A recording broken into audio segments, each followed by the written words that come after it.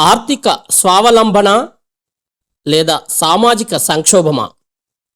గిరిజనులు కేవలం ముడిసరుకు సరఫరాదారులుగానే మిగిలిపోతే ఇది అభివృద్ధిగా కాక వ్యాపారీకరణగా మాత్రమే తయారవుతుంది.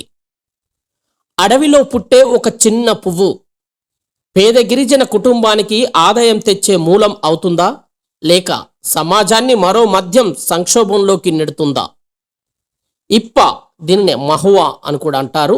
ఇప్ప పువ్వుతో తయారయ్యే ఇప్పసారా చుట్టూ ప్రస్తుతం జరుగుతున్న చర్చ ఇదే. ఇటీవల తెలంగాణ అసెంబ్లీలో ఒక సభ్యుడు ఇప్పసారా, ఇప్ప పూలలో పోషకాల గురించి సంచలన వ్యాఖ్యలు చేశాక ఇంతవరకు ప్రభుత్వాలు ఇప్ప చెట్టు విలువను నిజంగా అర్థం చేసుకోలేకపోయాయి అనే దిశగా ఆలోచించాల్సిన అవసరం ఉంది.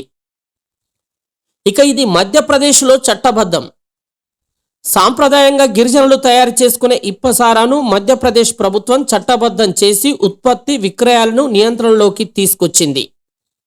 ఇది ఒకవైపు అభివృద్ధి కథలా కనిపిస్తే మరోవైపు కొన్ని ప్రశ్నలను తీసుకొచ్చింది. శతాబ్దాలుగా గిరిజనుల జీవనంలో ఇప్ప పువ్వు భాగం. దీనితో తయారు చేసిన మద్యం ఒకప్పుడు అనాధికారిక మద్యం, ఇప్పుడు అదే హెరిటేజ్ లిక్కర్గా మారింది. ఇది కేవలం పేరు మార్పు కాదు, ఇది ఒక ఆర్థిక మార్పు. గిరిజన మహిళలు పూలను సేకరిస్తున్నారు, సహకార సంఘాలు కొనుగోలు చేస్తున్నాయి, లైసెన్స్ పొందిన యూనిట్లు సారా తయారు చేస్తున్నాయి. ఈ సారాను మార్కెట్లో బ్రాండ్గా విక్రయిస్తున్నారు. అంటే అడవిలో పుట్టిన వనరుకు ఇప్పుడు విలువ గొలుసు ఏర్పడింది. ఈ ప్రాజెక్టు వల్ల కొన్ని స్పష్టమైన మార్పులు కనిపిస్తున్నాయి. ఇప్ప పూలకు స్థిరమైన ధర, మధ్యవర్తుల దోపిడి తగ్గింపు, గిరిజన మహిళలకు ఉపాధి, ప్రభుత్వానికి ఆదాయం. పేదరికాన్ని తగ్గించాలంటే వనరులను విలువైనవిగా మార్చాలి అనే సిద్ధాంతానికి ఇది ఒక ఉదాహరణ. ఇక్కడే అసలు ప్రశ్న మొదలవుతుంది.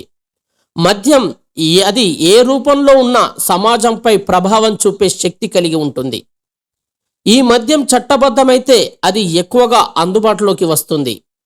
గ్రామీణ కుటుంబాల్లో ఇప్పటికే మద్యం వల్ల సమస్యలున్నాయి.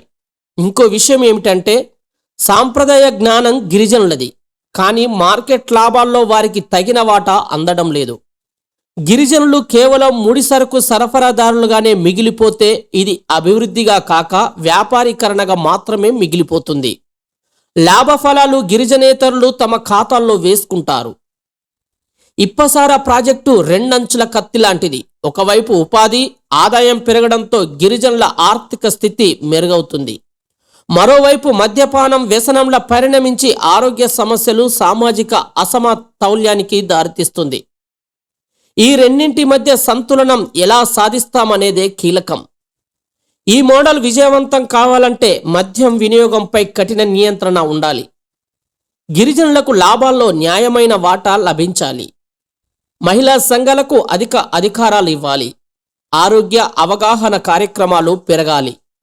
ఇవి లేకపోతే ఇప్పసారా ఒక ఆర్థిక ప్రయోగంగా కాక ఒక సామాజిక సమస్యగా మారే ప్రమాదం ఉందంటారు షేక్ రజియా.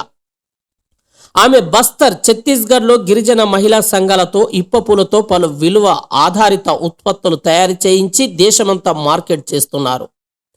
అడవిలో పుట్టిన పువ్వు ఒక కుటుంబానికి అన్నం పెడుతుంది.